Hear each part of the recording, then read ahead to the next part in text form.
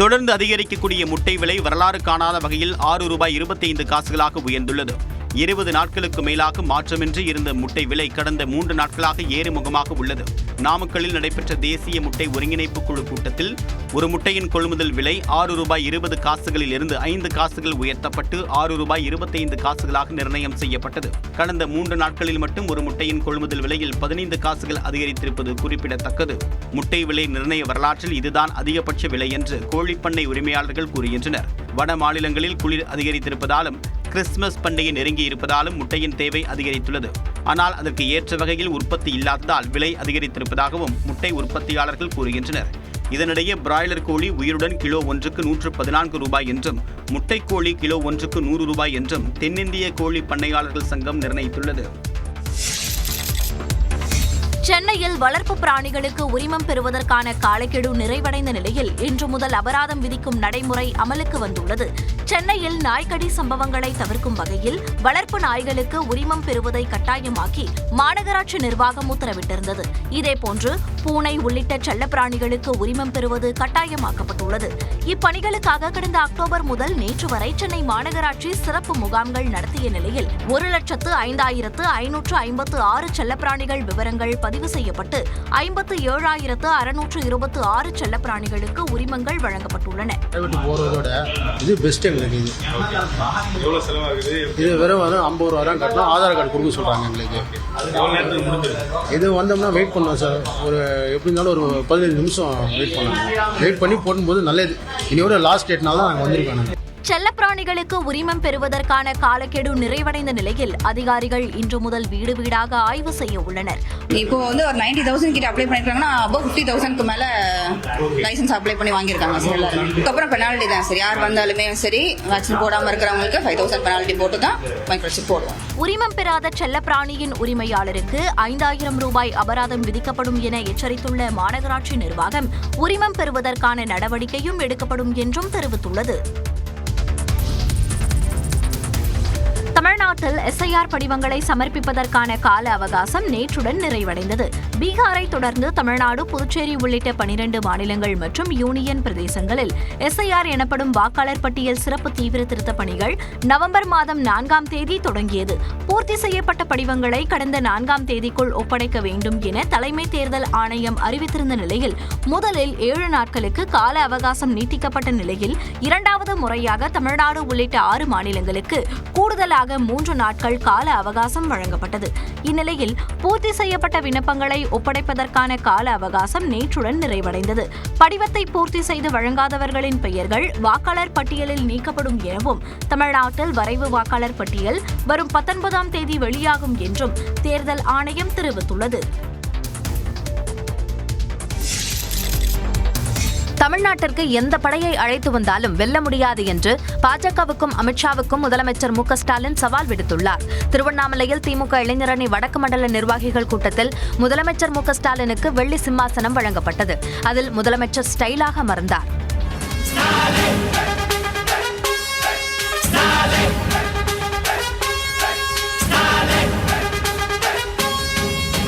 பின்னர் உரையாற்றிய அவர் தாழ்ந்த தமிழகமே என்று கவலைப்பட்ட காலத்தை மாற்றி திரும்பி பாருங்க தமிழ்நாட்டை என்று சொல்லும் காலத்திற்கு வந்துள்ளதாக கூறினார். அமித்ஷா போன்றவருக்கு நம்ம மேல எரிச்சல் பேசினாங்கல்ல. அண்மையில கூட என்ன பேசினார் அவரு? பீகாரை ஜெயிச்சிட்டோம், அடுத்து டார்கெட் தமிழ்நாடு தான் சொல்றாரு. மாண்புமிகு அமித்ஷா அவர்களே, நீங்க இல்ல உங்க சங்கி படையே கூட்டிக்கிட்டு வந்தாலும் உங்களால் ஒண்ணும் இங்க பண்ண முடியாது. நாட்டிலேயே பாஜகவிற்கு எதிராக ஐடியாலஜிக்கல் சண்டையிடுகிற ஒரே கட்சி திமுக என்றும் முதலமைச்சர் மு.க.ஸ்டாலின் தெரிவித்தார். எங்களுடைய கேரக்டரையே புரிஞ்சிக்க மாட்டீங்களா?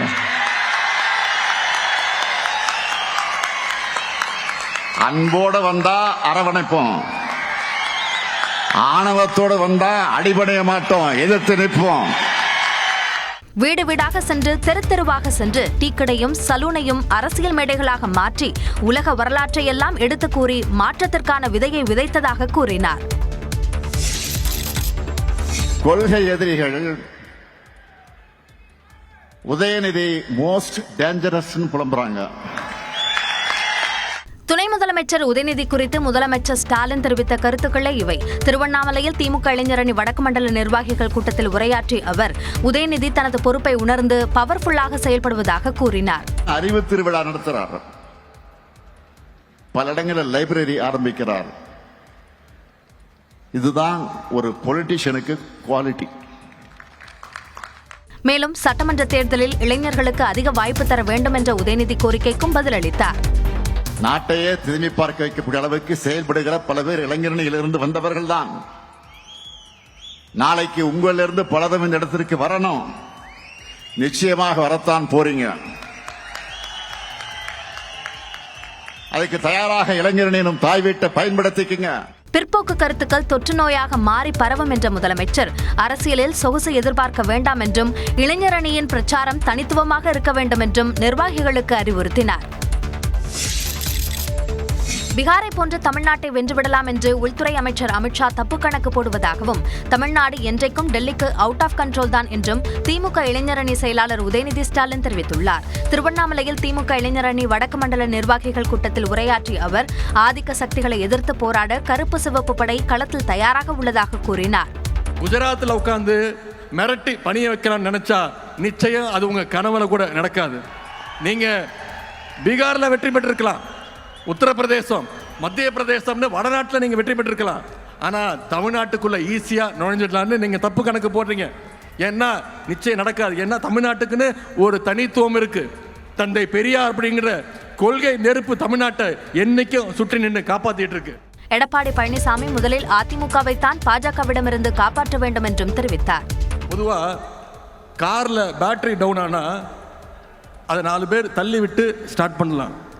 ஆனால் காரில் இன்ஜினே இல்லைன்னா எவ்வளவு தள்ளினாலும் அது ஸ்டார்ட் ஆகாது.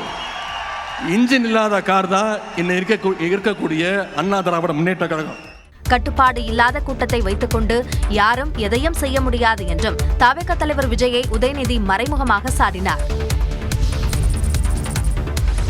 2026 சட்டமன்ற தேர்தலில் அதிமுக சார்பில் போட்டியிட விரும்புபவர்களுக்கான விருப்பமனு விநியோகம் இன்று தொடங்குகிறது.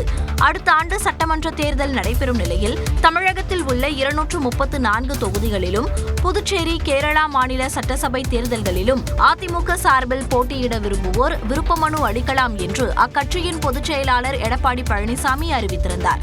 அதன்படி சென்னை ராயப்பேட்டையில் உள்ள அதிமுக தலைமை அலுவலகத்தில் விருப்பமனு விநியோகம் இன்று தொடங்கி வரும் 23ஆம் தேதி வரை நடைபெறவுள்ளது.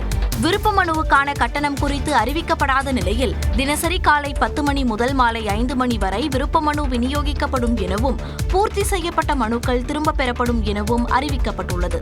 முதல் நாளான இன்று பிற்பகல் 12 மணி அளவில் விண்ணப்பங்கள் விநியோகிக்கப்படும் நிலையில் கட்சியின் பொதுச் செயலாளர் எடப்பாடி பழனிசாமி விநியோகத்தை தொடங்கி வைக்க உள்ளதாக தகவல் வெளியாகியுள்ளது. வாக்குச்சீட்டு முறையில் தேர்தலை சந்திக்க தயாரா என பாஜகவிற்கு பிரியங்கா காந்தி சவால் விடுத்துள்ளார். பாஜகவின் டிஎன்ஏவில் வாக்கு திருட்டு நிறைந்திருப்பதாக மக்களவை எதிர்க்கட்சித் தலைவர் ராகுல் காந்தி விமர்சித்துள்ளார். பாஜக வாக்கு திருட்டில் ஈடுபட்டு வருவதாக ராகுல் காந்தி தொடர்ந்து குற்றம் சாட்டி வருகிறார். இந்நிலையில் நாட்டு மக்களுக்கு வாக்கு திருட்டு குறித்து விழிப்புணர்வு ஏற்படுத்தும் வகையில் டெல்லியில் உள்ள ராம்லீலா மைதானத்தில் வாக்கு திருடர்களே அரியணையை விட்டு விலகுங்கள் என்ற பெயரில் காங்கிரஸ் பேரணி நடத்தியது.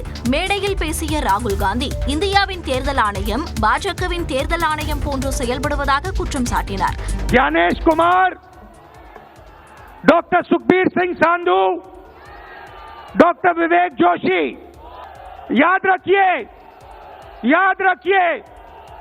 ज्ञानेश कुमार, सुखबीर सिंह सांधू, विवेक जोशी, ये जो सत्य और असत्य की लड़ाई हो रही है, इलेक्शन कमीशन बीजेपी के सरकार के साथ मिलकर काम कर रहा है. தொடர்ந்து பேசிய பிரியங்கா காந்தி பாஜகவிற்கு சவால் விடுத்தார். मैं चुनौती देती हूं, एक सही चुनाव लड़ लें, बैलेट पे लड़ लें, तो ये खुद जानते हैं कि कभी नहीं जीत पाएंगे. இந்த பேரணியில் காங்கிரஸ் தேசிய தலைவர் மல்லிகார்ஜுனா கார்கே உள்ளிட்ட தலைவர்கள் பங்கேற்றனர். பாஜகவின் தேசிய செயல் தலைவராக பீகாரைச் சேர்ந்த அமைச்சர் நிதின் நபீன் தேர்வு செய்யப்பட்டுள்ளார். பாட்னா மாவட்டத்தின் பாங்கிப்பூர் தொகுதியிலிருந்து தொடர்ந்து 4 முறை சட்டமன்ற உறுப்பினராக வெற்றி பெற்றவர் நிதின் நபீன். பாஜகவின் இளைஞரணி மாநில தலைவர், தேசிய பொதுச் செயலாளர் உள்ளிட்ட பொறுப்புகளிலும் பணியாற்றிய அனுபவம் பெற்றவர். தற்போது பீகார் அமைச்சரவையில் சாலை கட்டுமானத்துறை அமைச்சராக உள்ள நிதின் நபீனை பாஜகவின் தேசிய செயல் தலைவராக பாஜக ஆட்சிமன்ற குழு தேர்வு செய்துள்ளது. பாஜகவின் தேசிய தலைவராக ஜே.பி. நட்டா தேர்வாவதற்கு முன்பு தேசிய செயல் தலைவராகவே அவர் அறிவிக்கப்பட்டார். இந்த நிலையில் ஜே.பி. நட்டாவின் பதவிக்காலம் நிறைவடைந்து நீட்டிக்கப்பட்டுள்ள சூழலில் விரைவில் நிதின் நபீன் தேசிய தலைவராக தேர்வு செய்யப்படுவார் என்று எதிர்பார்க்கப்படுகிறது. प्रधानमंत्री जी के का आशीर्वाद है और मैं प्रधानमंत्री जी के जो उनका मार्गदर्शन रहा है, जो नेतृत्व रहा है, उसको और आगे बढ़ाएंगे. பாஜக மூத்த தலைவர் நபின் கிஷோர் சின்ஹாவின் மகன் நிதின் நபீன் என்பதும் குறிப்பிடத்தக்கது.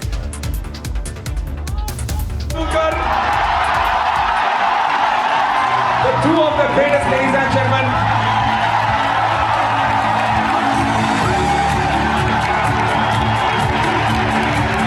கிரிக்கெட் ஜாம்பவான் சச்சினை கால்பந்து ஜாம்பவான் மெஸ்ஸி மும்பை வான்கடை மைதானத்தில் சந்தித்தார். அர்ஜென்டினா கால்பந்து அணியின் கேப்டன் மெஸ்ஸி 3 நாள் பயணமாக இந்தியா வந்துள்ளார். கொல்கத்தா, ஹைதராபாத்தை தொடர்ந்து அவர் மும்பை சென்றடைந்தார். மகாராஷ்டிர முதலமைச்சர் தேவேந்திர பட்னாவிஸ் உள்ளிட்டோர் அவருக்கு வரவேற்பு அளித்தனர். Very much, ladies and gentlemen, boys and girls. It was an absolute pleasure hosting all of you. இதனையடுத்து மும்பை வான்கடை மைதானத்திற்கு சென்ற மெஸ்ஸிக்கு உற்சாக வரவேற்பு அளிக்கப்பட்டது. மைதானத்தில் நிரம்பியிருந்த ரசிகர்கள் மெஸ்ஸி மெஸ்ஸி என்ற முழக்கங்களை எழுப்பினர்.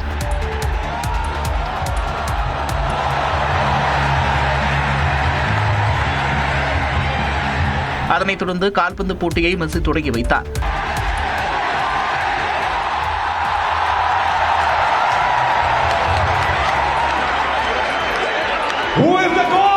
அப்போது கிரிக்கெட் ஜாம்பவான் சச்சினை மெஸ்ஸி சந்தித்து பேசினார். தனது கையெழுத்திட்ட இந்திய கிரிக்கெட் அணியின் ஜெர்சியை மெஸ்ஸிக்கு சச்சின் வழங்கினார்.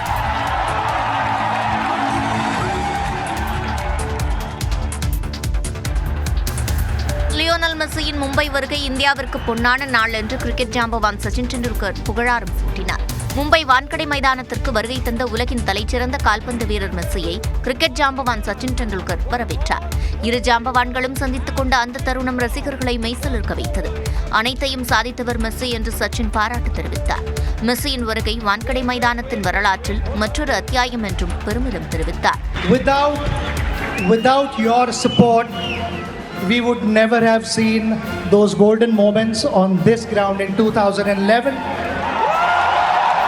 Is indeed a golden moment for Mumbaikars and India. தொடர்ந்து இந்திய கால்பந்து ஜாம்பவான் சுனில் சேத்ரியும் மெஸ்ஸியை சந்தித்தார். அப்போது கோட் மீட்ஸ் கோட் என்று ரசிகர்கள் ஆர்ப்பரித்தனர். மெஸ்ஸி தனது கையெழுத்திட்ட அர்ஜென்டினா ஜெர்சியை சேத்ரிக்கு பரிசளித்தார். முன்னாள் சுழற்பந்து வீச்சாளர் ஹர்பஜன் சிங்கும் அவரது குடும்பத்தினரும் மெஸ்ஸியுடன் புகைப்படம் எடுத்துக் கொண்டனர். இதேபோன்று திரை நட்சத்திரங்களான அஜய் தேவ்கன், டைகர் ஷெராப் ஆகியோரும் மெஸ்ஸியை சந்தித்து உரையாடினர். தனது இந்திய சுற்றுப்பயணத்தின் இறுதி நாளான இன்று டெல்லி அருண்ஜேட்லி மைதானத்தில் நடைபெறும் நிகழ்ச்சிகளில் மெஸ்ஸி பங்கேற்கிறார். உதகை மாவட்டம் குன்னூரில் குடியிருப்பு பகுதியில் சிறுத்தை நடமாட்டத்தால் பொதுமக்கள் அச்சமடைந்துள்ளனர்.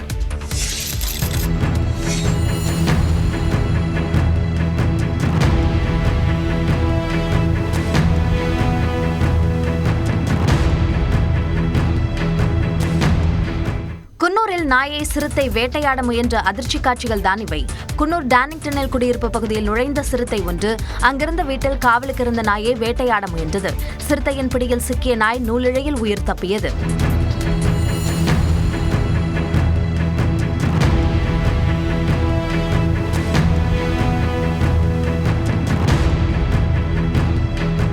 நாய் குரைக்கும் சத்தம் கேட்டு வீட்டு உரிமையாளர்கள் வருவதை கண்டதும் சிறுத்தை அங்கிருந்து தப்பியோடியது. குடியிருப்பு பகுதியில் சிறுத்தை உலாவுவது அண்மை காலமாக அதிகரித்துள்ள நிலையில் வனத்துறையினர் விரைந்து சிறுத்தையை பிடித்து அடர்ந்த வனப்பகுதிக்குள் விட வேண்டும் என்று மக்கள் கோரிக்கை விடுத்துள்ளனர்.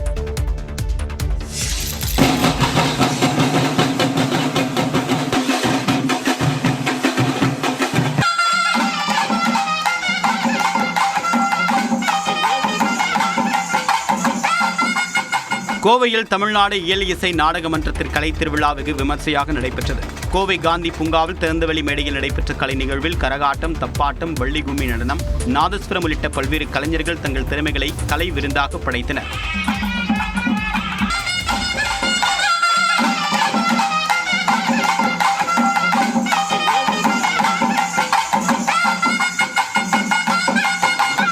விருந்தில் கழித்து போன குழந்தைகள் மேளதாளங்களுக்கு ஏற்ப குத்தாட்டம் போட்டு மகிழ்ந்தனர்.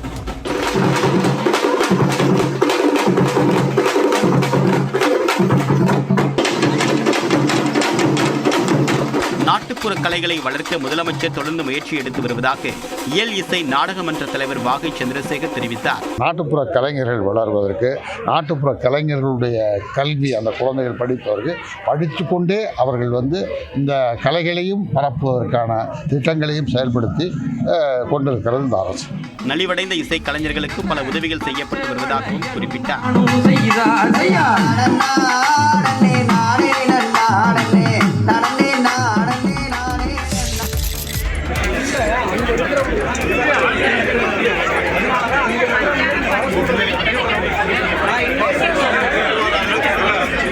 டிக்கெட் இருந்தும் இசையமைப்பாளர் இளையராஜாவின் கச்சேரியில் அனுமதிக்கப்படாதால் ரசிகர்கள் வாக்குவாதத்தில் ஈடுபட்ட காட்சிகளே இவை. ஓசூர் அடுத்த காலஸ்திபுரத்தில் இளையராஜாவின் இசை கச்சேரி நடைபெற்றது. இதை காண கூட்டம் நிரம்பி வழிந்த நிலையில் ஆன்லைனில் டிக்கெட் பெற்றவர்களுக்கு அனுமதி மறுக்கப்பட்டதாக கூறப்படுகிறது. இதனால் டெல்லி, மும்பை, மைசூர், பெங்களூரு உள்ளிட்ட இடங்களில் இருந்து வந்த ரசிகர்கள் ஏமாற்றத்துடனும் விரக்தியுடனும் விழா ஏற்பாட்டாளர்களிடம் சரமாரியாக கேள்வி எழுப்பினர்.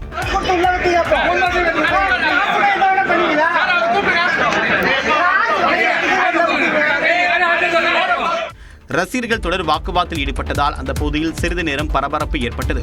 டிக்கெட் புக் பண்ணி ஒரு 2 மாசம் ஆச்சு. நாங்க பெங்களூர்ல இருந்து வரோம் இந்த ஷோ பாக்குறதுக்கு. இங்க வந்த 1 மணி நேரத்துக்கு மேல நின்று இருக்கோம். எங்களுக்கு டிக்கெட் தர மாட்டேங்கிறாங்க உள்ள போறதுக்கு. கேட்டா சொல்றாங்க ஓவர் புக் ஆயிடுச்சு, உள்ள இடம் இல்ல, சேர் எல்லாம் ஃபுல் ஆயிடுச்சு, ஸோ அதனால டிக்கெட் இல்லைங்க.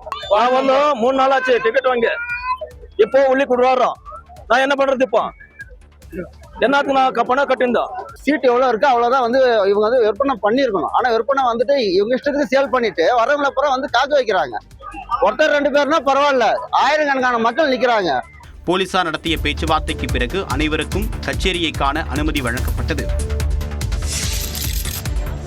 திருவண்ணாமலையில் மகாதீப கொப்பரை கோயிலுக்கு கொண்டு வரப்பட்டது. திருவண்ணாமலை அண்ணாமலையார் கோயிலில் கார்த்திகை தீப திருவிழா கடந்த மாதம் 24ஆம் தேதி கொடியேற்றத்துடன் தொடங்கி 10 நாட்கள் வெகு விமர்சையாக நடைபெற்றது. திருவிழாவின் சிகர நிகழ்வாக கடந்த 3ஆம் தேதி கோயில் கருவறை முன்பு பரணி தீபமும் 2668 அடி உயரம் கொண்ட தீபமலை உச்சியில் 300 கிலோ எடை கொண்ட கொப்பரை மூலம் மகா தீபமும் ஏற்றப்பட்டது. இந்நிலையில் 11 நாட்களுக்கு பிறகு மலை உச்சியிலிருந்து கொப்பரையை கீழே இறக்கி கொண்டு வந்தனர். இதற்காக அதிகாலை மகாதீப கொப்பரைக்கு சிறப்பு பூஜைகள் செய்யப்பட்டு மலர் மாலைகள் தொடுத்து 30க்கும் மேற்பட்ட ஊழியர்கள் கொப்பரையை தோளில் சுமந்து வந்தனர். கோயிலுக்கு கொண்டு வரப்பட்ட கொப்பரைக்கு சிறப்பு ஆராதனை நடைபெற்றது. கொப்பரையில் உள்ள நெய் மூலம் தயாரிக்கப்படும் மை ஆருத்ரா தரிசன தினத்தன்று நடராஜரின் நெற்றியில் திலகமிட்டு பின்னர் பக்தர்களுக்கு வழங்கப்படும். ஈரோட்டில் வரும் 18ஆம் தேதி விஜயின் மக்கள் சந்திப்பு நிகழ்ச்சியை நடத்துவதற்கு காவல்துறை அனுமதி அளித்துள்ளது. கரூர் கூட்ட நெரிசல் சம்பவத்திற்கு ஈரோடு மாவட்டத்தில் பொதுக்கூட்டம் வாயிலாக பரப்புரை செய்ய விஜய் திட்டமிட்டுள்ளார். இதற்காக விஜயமங்கலம் சுங்கச்சாவடி அருகே 26 ஏக்கர் இடத்தில் நிகழ்ச்சியை நடத்த தாவேக்கவினர் அனுமதி கோரினர். அந்த இடத்தை ஆய்வு செய்த மாவட்ட காவல் கண்காணிப்பாளர் சுஜதா தாவேக்கவின் கூட்டத்திற்கு அனுமதி அளித்தார். இதையடுத்து விஜய் பரப்புரைக்கான முன்னேற்பாடுகள் குறித்து கட்சி பொதுச் செயலாளர் ஆனந்த் மற்றும் நிர்வாக குழு தலைமை ஒருங்கிணைப்பாளர் செங்கோட்டையன் இணைந்து செய்தியாளர்களை சந்தித்தனர். அப்போது காவல்துறை கூறியுள்ள அனைத்து விதிமுறைகளும் பூர்த்தி செய்யப்படும் என செங்கோட்டையன் குறிப்பிட்டார். 2 மணி நேரம் காவல்துறையின் மூலமாக அனுமதி வழங்கப்பட்டிருக்கிறது. காலை 11 மணியிலிருந்து 1 மணிக்குள் அந்த நிகழ்ச்சி நடைபெற இருக்கிறது. ரோட் ஷோ கரூருக்கு பிறகு தமிழ்மண்ணில் 18ஆம் தேதி என்று காலடி வைக்கிறார்கள். 18 என்று சொன்னாலே 9 என்று சொல்வார்கள். ஆகவே அனைத்து நட்சத்திரங்களும் 9 அடங்கி இருக்கிறது. உறுதி செய்ய அவருக்கு சரியாக இருக்கிறது. வெற்றியை இலக்கை எட்டுவார் என்பதை மகிழ்ச்சியோடு தெரிவித்துக் கொள்கிறேன். தாவேக்க கூட்டம் நடைபெறும் இடம் இந்து சமய அறநிலையத்துறைக்கு சொந்தமானது என்பதால் இடத்தை பயன்படுத்த 50,000 ரூபாய் வாடகையும் முன்பணமாக 50,000 ரூபாயும் நிர்ணயிக்கப்பட்டுள்ளதாக தகவல் வெளியாகியுள்ளது. 4 நாள் பயணமாக பிரதமர் நரேந்திர மோடி இன்று ஜோர்டான் உள்ளிட்ட நாடுகளுக்கு புறப்படுகிறார். ஜோர்டான், எத்தியோப்பியா, ஓமன் நாடுகளுக்கு பிரதமர் நரேந்திர மோடி இன்று சுற்றுப்பயணத்தை தொடங்க உள்ளார். ஜோர்டான் மன்னர் 2ஆம் அப்துல்லா பின் அல் ஹுசைனின் அழைப்பின் பேரில் அந்நாட்டிற்கு பிரதமர் பயணிக்கிறார். இந்த பயணத்தின் போது இந்தியா ஜோர்டான் இடையிலான உறவை வலுப்படுத்துவது மற்றும் பிராந்திய பிரச்சினைகள் குறித்து அந்நாட்டு மன்னருடன் பிரதமர் மோடி ஆலோசனை நடத்தவுள்ளார். ஜோர்டான் வாழ் இந்திய வம்சாவளியினரை பிரதமர் மோடி சந்தித்து பேசவுள்ளதாக கூறப்படுகிறது. அதைத் தொடர்ந்து நாளை முதல் நாளை மறுநாள் வரை பிரதமர் மோடி எத்தியோப்பியாவிற்கு பயணம் மேற்கொள்ள உள்ளார். அப்போது எத்தியோப்பியா பிரதமர் அபி அஹ்மத் அலியுடன் இருதரப்பு உறவு குறித்து ஆலோசிக்க உள்ளார். அதன் பிறகு வரும் 17ஆம் தேதி முதல் 18ஆம் தேதி வரை ஓமன் நாட்டிற்கு பிரதமர் மோடி அரசுமுறை பயணமாக செல்கிறார். அப்போது இரு நாடுகளுக்கு இடையே முக்கிய ஒப்பந்தங்கள் கையெழுத்தாக உள்ளதாக கூறப்படுகிறது. போர்களில் தோல்வியையே சந்திக்காத தமிழக மன்னர் பெரும்பிடுகு முத்தரையரின் நினைவு அஞ்சல் தலையை குடியரசு துணைத் தலைவர் CP ராதாகிருஷ்ணன் வெளியிட்டார். தஞ்சாவூரை ஆட்சி செய்த பெரும்பிடுகு முத்தரையர் சுவரன் மாறன், குவாவன் மாறன் என்ற பெயர்களிலும் அழைக்கப்பட்டார். போரில் தோல்விகளையே சந்திக்காத முத்தரையரின் 1348வது சதய விழா மே மாதம் கொண்டாடப்பட்டது. இந்நிலையில் அவரை போற்றும் வகையில் மத்திய அரசு நினைவு அஞ்சல் தலையை வடிவமைத்துள்ளது. டெல்லியில் நடைபெற்ற விழாவில் அந்த சிறப்பு அஞ்சல் தலையை குடியரசு துணைத் தலைவர் CP ராதாகிருஷ்ணன் வெளியிட்டார். துணை குடியரசுத் தலைவர் மாண்புமிகு திரு CP ராதாகிருஷ்ணன் அவர்களுக்கு வழங்குகிறார்.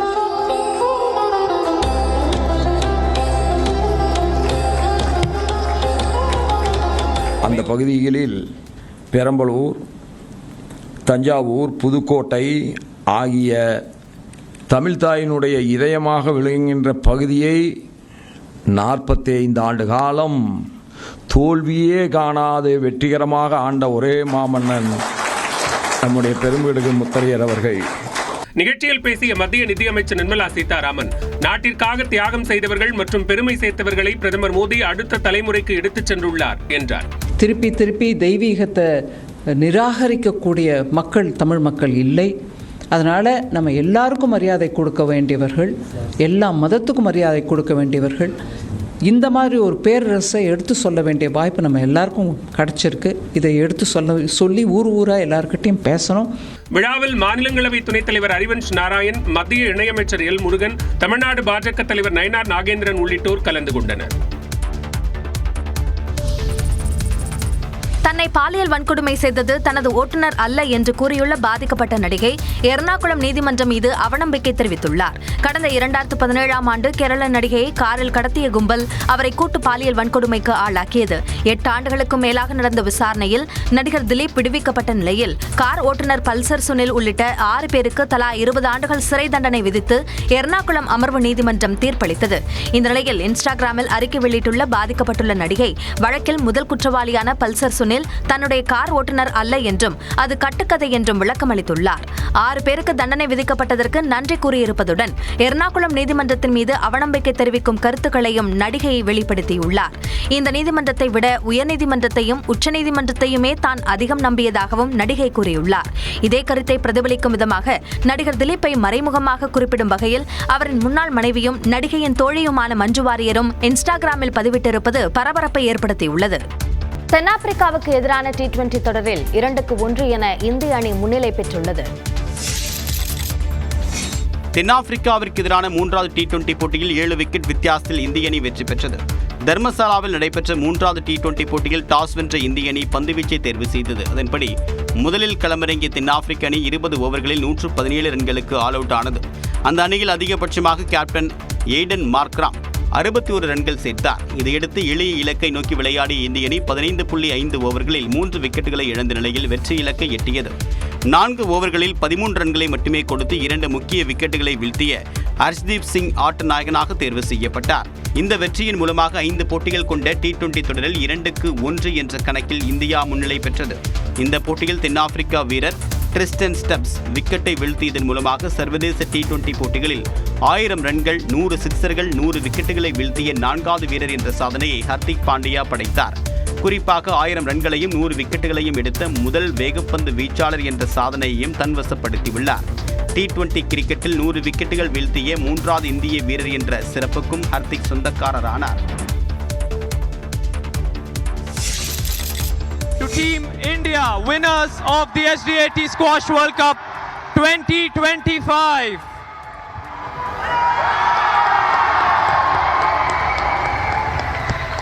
சென்னையில் நடந்த உலகக்கோப்பை ஸ்குவாஷ் இறுதிப் போட்டியில் ஹாங்காங் அணியை வீழ்த்தி இந்திய அணி சாம்பியன் பட்டம் வென்றது.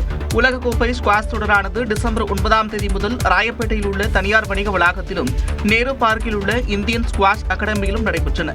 இதில் இந்தியா, தென்னாப்பிரிக்கா, ஜப்பான், மலேசியா, தென்கொரியா, ஆஸ்திரேலியா, ஹாங்காங், சீனா உள்ளிட்ட 12 நாடுகளைச் சேர்ந்த வீரர் வீராங்கனைகள் பங்கேற்றனர். இந்த தொடரின் பி பிரிவில் இடம்பெற்றிருந்த இந்திய அணி இறுதிப் போட்டியில் ஹாங்காங் அணியுடன் மோதியது. ஆரம்பத்திலிருந்தே சிறப்பாக விளையாடிய இந்திய அணி 3-0 என்ற கணக்கில் ஹாங்காங்கை வீழ்த்தி சாம்பியன் பட்டம் வென்றுள்ளது. ஸ்குவாஷ் உலகக்கோப்பை வரலாற்றில் இந்தியாவுக்கு கிடைத்த முதல் சாம்பியன் பட்டம் இதுவாகும்.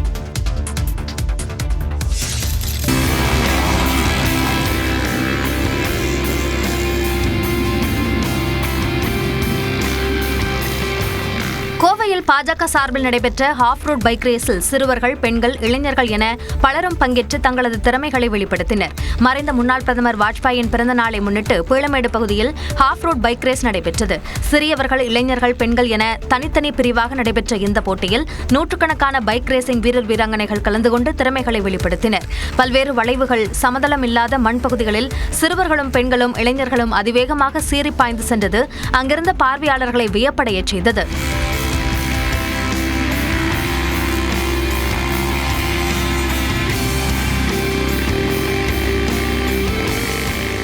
இதனை பாஜக விளையாட்டு மேம்பாட்டு அணி மாநில செயலாளர் அனுஷியா ரவி மற்றும் கோவை மாநகர மாவட்ட பாஜக தலைவர் ரமேஷ்குமார் ஆகியோர் கொடியசைத்து தொடங்கி வைத்தனர். ஒவ்வொரு ஆண்டும் வாஜ்பாய் பிறந்த நாளை முன்னிட்டு பாஜக சார்பில் இதுபோன்ற நிகழ்வுகள் முன்னெடுக்கப்பட்டு வருவதாக பாஜக விளையாட்டு அணி மாவட்ட தலைவர் பிரணேஷ் தெரிவித்துள்ளார்.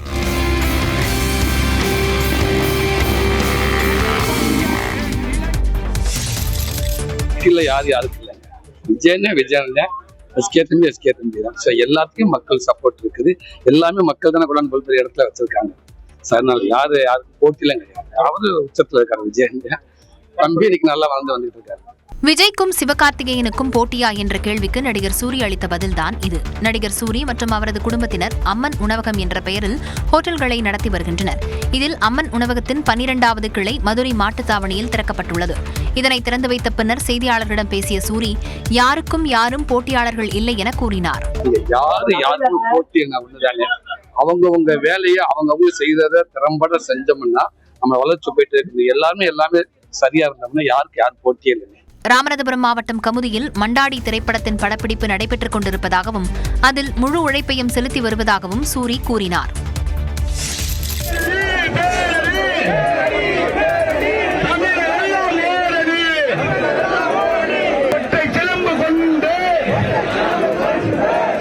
திருப்பரங்குன்றம் தீப விவகாரத்தில் உயர்நீதிமன்ற தீர்ப்பை கண்டித்தும் மதுரையில் மத நல்லிணக்கத்தை வலியுறுத்தி பல்வேறு கட்சியினர் அமைதி பேரணி நடத்தினர்.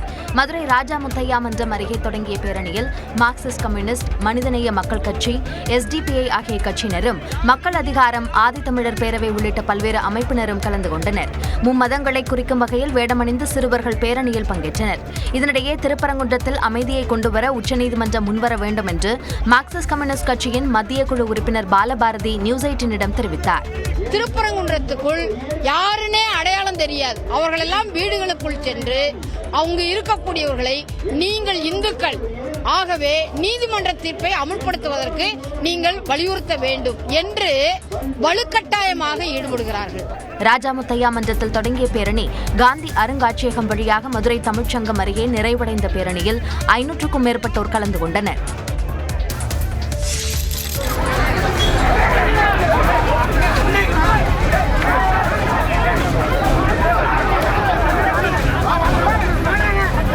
விருத்தாச்சலத்தில் சீமானுக்கு எதிராக கோஷமிட்ட திமுக நிர்வாகியை நாம் தமிழர் கட்சியினர் தாக்கியதால் பரபரப்பு ஏற்பட்டது.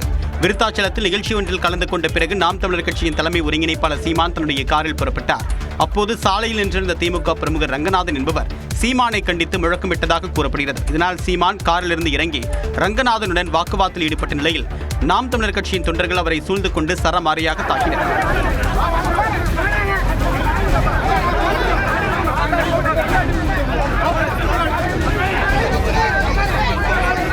அந்த பகுதியில் பதற்றம் ஏற்பட்டதால் சீமான் அங்கிருந்து விரைந்து அழைத்து செல்லப்பட்டார். பிறகு ரங்கநாதனை கைது செய்ய கோரி நாம் தமிழர் கட்சியின் தொண்டர்கள் சாலை மறியல் போராட்டத்தில் ஈடுபட்டனர். எங்க அண்ணன் அவர் கொலை செய்ய வந்த மாதிரி தான் எங்களுக்கு தோணுது. எங்க கொலை முயற்சி தான், இன்னும் சொல்ல போனா கொலை முயற்சி தான். கொலை முயற்சி எங்க அண்ணனுக்கு உயிர் பாதுகாப்பு இல்லை, அதனால நாங்க வந்து அந்த நபர் மீது நாங்க வச்சிருக்கோம், அந்த நபர் மீது நடவடிக்கை எடுக்க சொல்லி நாங்க மனு கொடுத்திருக்கோம். இதனிடையே தாக்குதலுக்கு உள்ளான திமுக நிர்வாகி ரங்கநாதனை காவல்துறையினர் காவல் நிலையம் அழைத்து சென்ற நிலையில் அவர் மீது நடவடிக்கை எடுக்க கோரி நாதக சார்பில் புகார் அளிக்கப்பட்டது.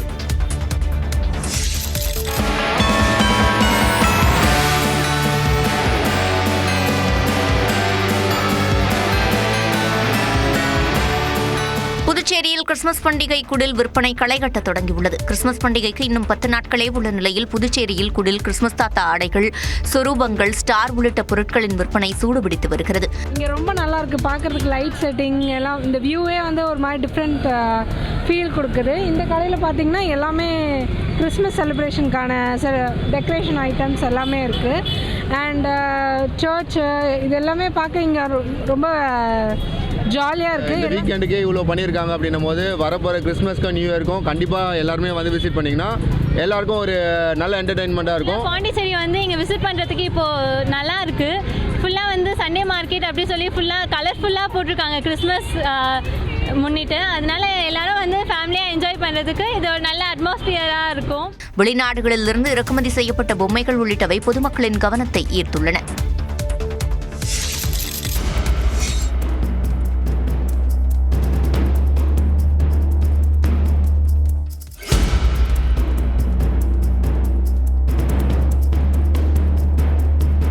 சிவகாசியில் இப்படி தலை தெறிக்க ஓடும் முதல் முறையாக கொள்ளை முயற்சியில் ஈடுபட்ட பால் வியாபாரி காவல்துறையால் கைது செய்யப்பட்டுள்ளார். சிவகாசி பழனி ஆண்டவர்புரம் காலனியைச் சேர்ந்த 70 வயது மூதாட்டி மகேஸ்வரி தனியாக வசித்து வருகிறார். கடந்த 8ஆம் தேதி காலை 5 மணி அளவில் வீட்டு வாசலை சுத்தப்படுத்திக் கொண்டிருந்தார். அப்போது முகத்தை மறைத்தபடி வந்த ஒருவர் மகேஸ்வரியின் கழுத்தில் இருந்த தங்கச் செயினை பறிக்க முயன்றார். தங்கம் விற்கும் விலை நினைவுக்கு வந்தவராய் வீறு கொண்டு எழுந்த மூதாட்டி கூக்குரலிட்டபடி கொரில்லா தாக்குதல் போல் ஆவேசமாக தன் கையில் இருந்த செம்பை வீசினார். இந்த இரட்டை தாக்குதலால் திடுக்கிட்டு நிலை குலைந்த அந்த மர்ம நபர் தலை தெறிக்க ஓடினார். அந்த காட்சியும் பின்னர் சைக்கிளில் ஏறி தப்பும் காட்சியும் அங்கிருந்த சிசிடிவி கேமராவில் பதிவாகி இருந்தன.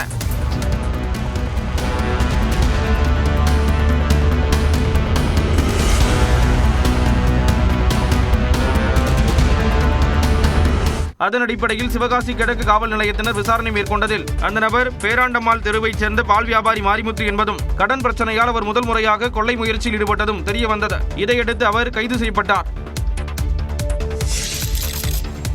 காரைக்குடியில் 24 மணி நேரமும் சட்டவிரோதமாக செயல்பட்டு வந்த மதுபான பார் நியூஸ் 18 தமிழ்நாடு செய்தியை தொடர்ந்து மூடப்பட்டது.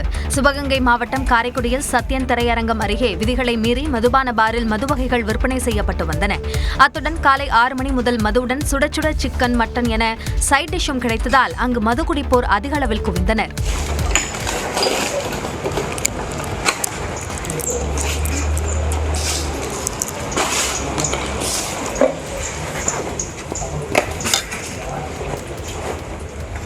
மின்றி 24 மணி நேரமும் மது விற்பனை நடைபெற்று வந்ததால் பொதுமக்கள் பாதிக்கப்பட்டனர். இது தொடர்பாக நியூஸ் 18 தமிழ்நாடு செய்தி வெளியிட்டது. இதனைத் தொடர்ந்து மது விற்பனை நடைபெற்று வந்த பாரில் ஏஎஸ்பி ஆஷிஷ் பூனியா தலைமையிலான காவல்துறையினர் அதிரடி சோதனை மேற்கொண்டனர். இதில் மது விற்பனையில் ஈடுபட்ட 8 பேர் கைது செய்யப்பட்டனர். அங்கிருந்த 50 மது பாட்டில்களும் பறிமுதல் செய்யப்பட்டன. சட்டவிரோதமாக மது விற்பனை செய்ததால் மதுக்கூடத்தையும் காவல்துறையினர் பூட்டு போட்டு மூடினர். இதேபோல செயல்பட்டு வந்த மேலும் 2 மதுக்கூடங்களையும் காவல்துறையினர் மூடினர். பரபரப்பான அரசியல் சூழலில் அமித்ஷாவை நயினார் நாகேந்திரன் சந்தித்து பேசினார். டெல்லியில் மத்திய அமைச்சர் அமித்ஷாவை சந்தித்து பேசிய பாஜக மாநில தலைவர் நயினார் நாகேந்திரன் தனது பரப்புரை யாத்திரையின் நிறைவு விழாவில் பங்கேற்க அழைப்பு விடுத்துள்ளார். சட்டப்பேரவை தேர்தலுக்கு இன்னும் சில மாதங்களே உள்ள நிலையில் அதிமுக ஒருங்கிணைக்க அல்லது OPS டிடிவி தினகரனை கூட்டணிக்கு கொண்டுவர பாஜக தலைமை முயற்சிப்பதாக கூறப்படுகிறது. இந்நிலையில் தேசிய ஜனநாயக கூட்டணியில் இணையும் கட்சிகளை எடப்பாடி பழனிசாமியே முடிவு செய்யும் என அக்கட்சியின் பொதுக்குழு கூட்டத்தில் தீர்மானம் நிறைவேற்றப்பட்டது. இதனையடுத்து அதிமுக பொதுச் செயலாளர் எடப்பாடி பழனிசாமியை நயினார் நாகேந்திரன் சந்தித்து பேசினார். இதன் தொடர்ச்சியாக தேசிய தலைவர்களுடன் ஆலோசிக்க பாஜக மாநில தலைவர் நயினார் நாகேந்திரன் டெல்லி சென்றார். அதன்படி நேற்று இரவு 9 மணி அளவில் அமித்ஷாவை சந்தித்த நயினார் நாகேந்திரன் தொகுதி பங்கீடு, தேர்தல் கூட்டணி உள்ளிட்டவை குறித்து ஆலோசித்ததாக கூறப்படுகிறது. ஆனால் இந்த தகவலை மறுத்துள்ள நயினார் நாகேந்திரன் ஜனவரி 9ஆம் தேதி நடைபெறவுள்ள தனது பரப்புரையின் நிறைவு விழாவில் பங்கேற்க அமித்ஷாவிற்கு அழைப்பு விடுத்திருப்பதாக தெரிவித்தார். திமுகவிற்கு வலுவான தலைமை உள்ளதால் இன்னும் 100 ஆண்டு காலத்திற்கு ஆட்சியில் இருக்க வேண்டும் என்று அக்கட்சியின் பொதுச் செயலாளர் துரைமுருகன் கூறியுள்ளார். திருவண்ணாமலையில் திமுக இளைஞரணி வடக்கு மண்டல நிர்வாகிகள் கூட்டத்தில் உரையாற்றிய அவர் திமுகவின் அடுத்த தலைமை உதயநிதிதான் என்று தெரிவித்தார். நம்முடைய கட்சியில் தான் தலைவரும் சரி கொள்வார்கள். இதற்கு அடுத்து தளபதி ஒரு காலத்துக்கு முடிந்தால் யார் என்று கேட்டால் அதற்கு அடையாளமாக இன்றைக்கு உதய அவர்கள் உருவாகி கொண்டிருக்கிறார்கள். விளையாட்டுத்துறை மூலம் துணை முதலமைச்சர் உதயநிதி விந்தைகள் காட்டுவதாக திமுக துணை பொதுச் செயலாளர் ஆர் ராசா புகழாரம் சூட்டினார். கலைஞருக்கு, மாண்புமிகு முதலமைச்சருக்கு அவர் ரத்தத்திற்கு மட்டுமா வாரிசு இல்லை, அவர்கள் கொண்டிருக்கிற லட்சியத்திற்கு வாரிசு. இளம் பெரியார் உதயநிதி என்றும் அமைச்சர் ஏவாவேலு கூறினார். அவர் பிறந்த நாள் என்று கருப்பாடை அணிந்திருந்தார். எங்களை போன்றவரெல்லாம் பூரித்து போனோம். முன்னதாக திருவண்ணாமலை மாவட்ட திமுக சார்பில் துணை முதலமைச்சர் உதயநிதி ஸ்டாலினுக்கு அமைச்சர் ஏவாவேலு வெள்ளி வாள் மற்றும் கேடயம் பரிசளித்தார்.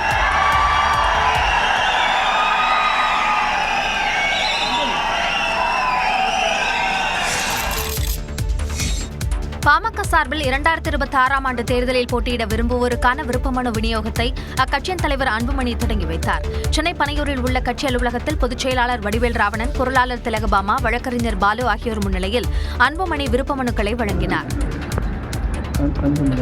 வரும் 20ஆம் தேதி வரை மனுக்கள் விநியோகிக்கப்படும் என்றும் அன்று மாலை 6 மணிக்குள் பூர்த்தி செய்யப்பட்ட விண்ணப்பங்களை சமர்ப்பிக்க வேண்டும் என்றும் அறிவிக்கப்பட்டுள்ளது. பொது தொகுதிகளுக்கு 10,000 ரூபாயும், பெண்கள் மற்றும் தனி தொகுதிகளில் போட்டியிட விரும்புவோருக்கு தலா 5,000 ரூபாயும் கட்டணமாக நிர்ணயிக்கப்பட்டுள்ளது. இந்த நிலையில் பாமக பெயரில் மோசடி நடைபெறுவதாக டிஜிபிக்கு கட்சியின் நிறுவனர் ராமதாஸ் கடிதம் எழுதியுள்ளதாக சென்னையில் பேட்டியளித்த பாமக எம்எல்ஏ அருள் தெரிவித்தார். டிஜிபி இப்ப ஐயா அனுப்புறது டிஜிபி அனுப்பிச்சிருக்காங்க. அதான் அதுக்கு அதிகாரம் இல்லை. மக்களை ஏமாற்றி 10,000 பணம் வசூல் பண்றாரு. இது மிகப்பெரிய தவறு. இது மீது கடும் நடவடிக்கை எடுக்க வேண்டும். தற்போது பாட்டாளி மக்கள் கட்சியில் தலைவர் என்ற பதவியே இல்லை என்றும் அன்புமணி பாமகவிலிருந்து நீக்கப்பட்டவர் என்றும் அருள் தெரிவித்தார். அதிமுக கூட்டணியில் பாஜக 50க்கும் மேற்பட்ட இடங்களை கேட்டுள்ளதாக வெளியான தகவலுக்கு மறுப்பு தெரிவித்துள்ள பாஜக தேசிய மகளிர் அணி தலைவர் வானதி சீனிவாசன், தொகுதி பங்கீடு குறித்து தேசிய தலைமைதான் முடிவு செய்யும் என்று கூறினார். பாஜக வாக்குச்சாவடி முகவர்களுக்கான பயிலரங்கம் கோவை புளியகுளத்தில் நடைபெற்றது. இதில் பங்கேற்ற பின்பு செய்தியாளர்களை சந்தித்த வானதி சீனிவாசன், தொகுதி பங்கீடு தொடர்பாக மேலிடத்திடம் மாநில தலைவர்கள் பேசி வருவதாக கூறினார். எத்தனை தொகுதி, யாரு வேட்பாளர், இதை எல்லாத்தையும் எங்களோட தேசிய தலைமை தான் முடிவு பண்ணுது.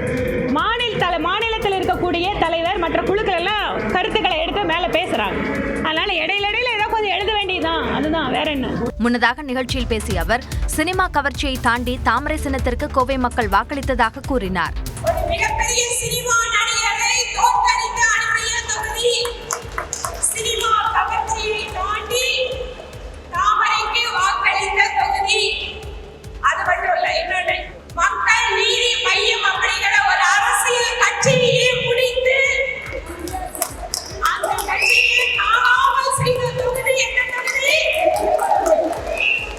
கேரளாவில் பாஜகவின் தேவை வேண்டும் என மக்கள் உணர ஆரம்பித்துள்ளதாகவும் வானதி தெரிவித்தார்.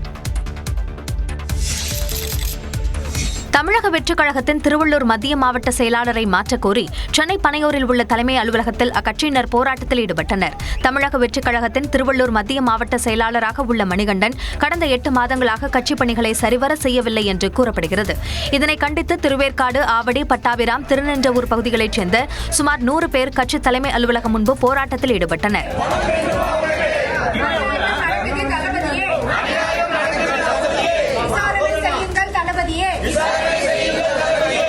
பணம் பெற்று பொறுப்புகள் வழங்கப்பட்டதாகவும் பணத்தை மட்டுமே குறிக்கோளாக வைத்து செயல்படுவதாகவும் அவர்கள் குற்றம் சாட்டினர்.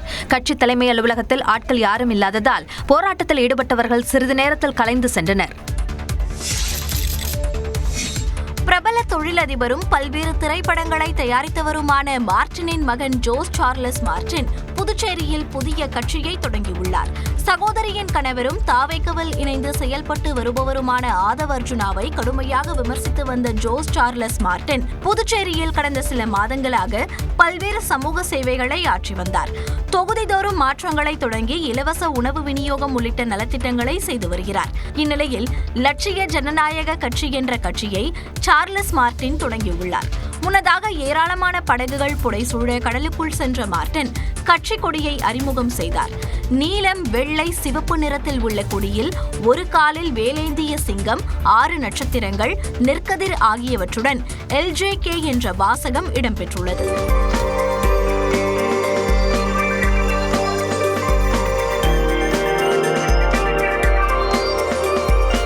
பின்னர் புதுவை மெரினாவில் நடந்த கட்சி அறிமுக நிகழ்ச்சியில் பேசிய மார்டின், புதுச்சேரியை சிங்கப்பூர் போல் மாற்றுவேன் என அறிவித்தார். ஆளுங்கட்சியும் சரி, இங்க இருக்கிற எதிர்கட்சியும் சரி, எல்லாருமே ஒரு சிண்டிகேட் போட்டு யாரையுமே கேள்வி கேட்கறது இல்ல.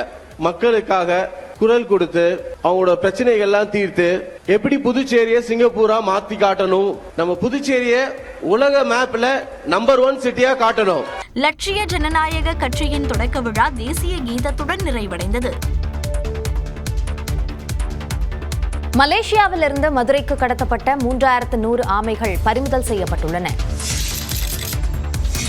மலேசியாவிலிருந்து மதுரைக்கு கடத்தி வரப்பட்ட 3100 அரிய வகை ஆமைகளை பறிமுதல் செய்த சுங்கத்துறை அதிகாரிகள் பெண் ஒருவரையும் கைது செய்துள்ளனர். மலேசிய தலைநகர் கோலாலம்பூரிலிருந்து கொழும்பு வழியாக மதுரைக்கு வந்த விமானத்தில் அரிய வகை ஆமைகள் கடத்தி வரப்படுவதாக சுங்கத்துறை அதிகாரிகளுக்கு ரகசிய தகவல் கிடைத்தது. இதையடுத்து மதுரை வந்த ஸ்ரீலங்கன் ஏர்லைன்ஸ் விமானத்தில் இருந்த பயணிகளின் உடைமைகளை சுங்கத்துறை அதிகாரிகள் சோதனையிட்டனர். அப்போது பெண் பயணி ஒருவரின் உடைமைகளை ஆய்வு செய்த போது அதில் 3101 ஆமைகள் இருந்ததை கண்டுபிடித்தனர். அரிய வகை உயிரினமான சிவப்பு காது ஆமைகளை பறிமுதல் செய்த சுங்கத்துறையினர் அந்த பெண் பயணியை கைது செய்தனர். பறிமுதல் செய்த அனைத்து ஆமைகளையும் மீண்டும் மலேசியாவுக்கு அனுப்பி வைத்த சுங்கத்துறையினர் இவற்றை யாருக்காக கடத்தி வந்தார் என்று பெண் பயணியிடம் விசாரணை மேற்கொண்டு வருகின்றனர். வார விடுமுறையொட்டி குற்றால அருவிகளில் ஐயப்ப பக்தர்கள் மற்றும் சுற்றுலா பயணிகள் கூட்டம் அலைமோதியது. தென்காசி மாவட்டத்தில் மேற்கு தொடர்ச்சி மலைப்பகுதிகளில் பெய்த மழையால் குற்றாலத்தில் மெயினருவி, புலியருவி, சிற்றருவி, ஐந்தருவி உள்ளிட்ட அனைத்து அருவிகளிலும் தண்ணீர் வரத்து சீராக உள்ளது. இதனால் குற்றால அருவிகளில் சீசன் களை கட்டியுள்ளது. வார விடுமுறை தினம் என்பதால் அருவிகளில் சுற்றுலா பயணிகள் கூட்டம் அதிகரித்து காணப்பட்டது. சபரிமலை ஐயப்பன் கோயிலுக்கு செல்லும் பக்தர்களும் குற்றால அருவிகளில் அதிக அளவில் குவிந்தனர். ஐயப்ப பக்தர்களும் சுற்றுலா பயணிகளும் நீண்ட வரிசையில் காத்திருந்து அருவிகளில் சில்லென கொட்டும் தண்ணீரில் உற்சாகமாக குளித்தனர். பழைய குற்றால அருவியில் பராமரிப்பு பணி நடைபெற்று வருவதால் அங்கு மட்டும் குளிக்க தடை நீட்டிக்கப்பட்டது. நல்லா இருக்கு. இன்னைக்கு குற்றால பேரருவி நல்லா பார்க்க என்ஜாய் பண்ற மாதிரி இருக்கு. இன்னைக்கு சண்டே அதுவுமா நல்லா கூட்டமா இருக்கு. ஃபேமிலியோட நல்லா என்ஜாய் பண்ணோம். காத்தெல்லாம் நல்லா ஜில்லுன்னு குளிச்சதுக்கு அப்புறம் நல்ல ஒரு ஃபீல் ஆகுது. நல்லா இருக்கு. இதேபோன்று குமரியின் குற்றாலம் என்று அழைக்கப்படும் திற்பரப்பு அருவியிலும் சுற்றுலா பயணிகள் அதிக அளவில் கூடினர். வார விடுமுறை மற்றும் சபரிமலை சீசன் என்பதால் வழக்கத்தை விட சுற்றுலா பயணிகளின் கூட்டம் அதிக அளவில் இருந்தது. அருவியின் மேல் பகுதியில் உள்ள கோதையாற்றில் படகு சவாரி செய்யவும் சுற்றுலா பயணிகள் ஆர்வம் காட்டினர்.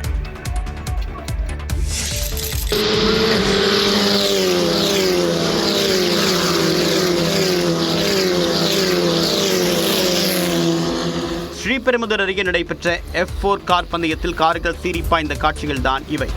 காஞ்சிபுரம் மாவட்டம் ஸ்ரீபெரும்புதூர் அடுத்த இருங்காட்டுக்கோட்டையில் F4 இந்தியன் ரேசிங் சாம்பியன்ஷிப் தொடரின் 5வது சுற்று மற்றும் இறுதிப் போட்டி நடைபெற்றது. விறுவிறுப்பாக நடைபெற்ற போட்டியில் 14 நாடுகளைச் சேர்ந்த வீரர்கள் களத்தில் சீறி பாய்ந்தனர்.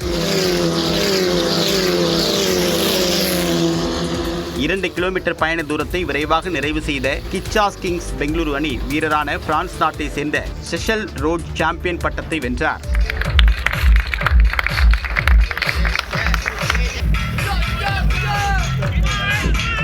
A Chennai car coming in P3 in at the Madras Motor Racetrack is something amazing, and we were hoping to make that happen, hoping to come on the podium. So Chennai turbo Riders அணி 2 மற்றும் 3ஆம் இடத்தை பிடித்த நிலையில் இந்தியாவை சேர்ந்த வீரர் ஷெத் என்பவர் 3ஆம் இடத்தை பிடித்தார்.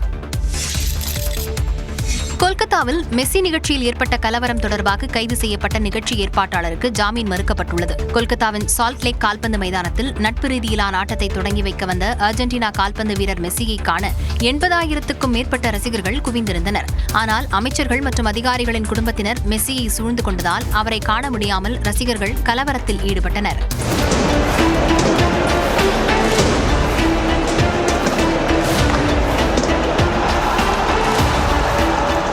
இதையடுத்து மெஸ்ஸியின் நிகழ்ச்சியை ஏற்பாடு செய்த சதத்ரு தத்தா கைது செய்யப்பட்டார். நீதிமன்றத்தில் ஆஜர்படுத்தப்பட்ட அவருக்கு ஜாமீன் மறுக்கப்பட்ட நிலையில் 14 நாட்கள் நீதிமன்ற காவலில் சிறையில் அடைக்கப்பட்டார். கலவரம் தொடர்பாக விசாரிக்க நியமிக்கப்பட்ட ஓய்வு பெற்ற நீதிபதி அசீம்குமார் ராய் சால்ட் லேக் மைதானத்தை பார்வையிட்டார். இதேபோல மேற்கு வங்க ஆளுநர் ஆனந்த் போஸும் மைதானத்தை பார்வையிட்டு ஆய்வு செய்தார். முன்னதாக சனிக்கிழமை மைதானத்துக்குள் செல்ல ஆளுநருக்கு தடை விதிக்கப்பட்டது. இந்தியாவில் நீரிழிவு நோய்க்கான ஒசம்பிக் மருந்தை நோவோ நோர்டிஸ்க் நிறுவனம் அறிமுகம் செய்துள்ளது. உலகளவில் நீரிழிவு நோய்க்கான மருந்துகள் தயாரிப்பில் டென்மார்க்கின் நோவோ நோர்டிஸ்க் நிறுவனம் முன்னணி வகிக்கிறது. இந்த நிறுவனம் நீரிழிவு மற்றும் உடல் எடை குறைப்பிற்காக ஒசம்பிக் மருந்தை கடந்த 2017ஆம் ஆண்டு அமெரிக்காவில் அறிமுகம் செய்தது. இந்த நிலையில் சீனாவுக்கு அடுத்தபடியாக உலகின் இரண்டாவது அதிக டைப் 2 நீரிழிவு நோயாளிகள் உள்ள இந்தியாவில் ஒசம்பிக் மருந்தை நோவோ நோர்டிஸ்க் நிறுவனம் அறிமுகம் செய்துள்ளது. இந்த மருந்து 0.25 மில்லிகிராம், 0.5 மில்லிகிராம் மற்றும் 1 மில்லிகிராம் ஆகிய 3 டோசேஜ் வடிவங்களில் வலியில்லாமல் செலுத்த ஒற்றை பயன்பாட்டு ஊசி பேனா வடிவில் கிடைக்கிறது. 0.25 மில்லிகிராம் மருந்தை ஒரு வாரத்திற்கு பயன்படுத்துவதற்கு 2200 ரூபாய் விலை நிர்ணயம் செய்யப்பட்டுள்ளது. இந்த மருந்து நீரிழிவு நோயை கட்டுப்படுத்துவதுடன் 15 விழுக்காடு வரை உடல் எடையை குறைக்கும் திறன் கொண்டது என்றும் இதய மற்றும் சிறுநீரக நோய்களுக்கான அபாயத்தை குறைப்பதிலும் இது முக்கிய பங்கு வகிப்பதாகவும் நோவோ நோர்டிஸ்க் நிறுவனம் தெரிவித்துள்ளது. கப்பலில் நடுக்கடலில் உயிருக்கு போராடிய வெளிநாட்டு மாலுமியை இந்திய கடலோர காவல்படை காப்பாற்றியுள்ளது. அரபிக்கடலில் கோவா மாநிலத்தின் அருகே இந்திய கடலோர காவல்படைக்கு சொந்தமான C-420 என்ற கப்பல் வழக்கமான ரோந்து பணியில் சனிக்கிழமை ஈடுபட்டிருந்தது. அப்போது அங்கிருந்து பல மைல்கள் தொலைவில் சென்று கொண்டிருந்த மால்டா நாட்டைச் சேர்ந்த MV இந்தோனேஷியா என்ற கப்பலில் இருந்து அவசர அழைப்பு விடப்பட்டது. கப்பலில் ஒரு மாலுமிக்கு நெஞ்சுவலி ஏற்பட்டிருந்ததாகவும் தெரிவிக்கப்பட்டது. இதனை கேட்ட இந்திய கடலோர காவல்படையினர் தங்களின் C-420யில் மால்டா கப்பலுக்கு விரைந்தனர். பின்னர் அக்கப்பலில் உயிருக்கு போராடி கொண்டிருந்த உக்ரைன் நாட்டைச் சேர்ந்த 62 வயது மாலுமியை மீட்டு உடனடியாக கோவாவிற்கு அழைத்து வந்து சிகிச்சை அளிக்க ஏற்பாடு செய்தனர்.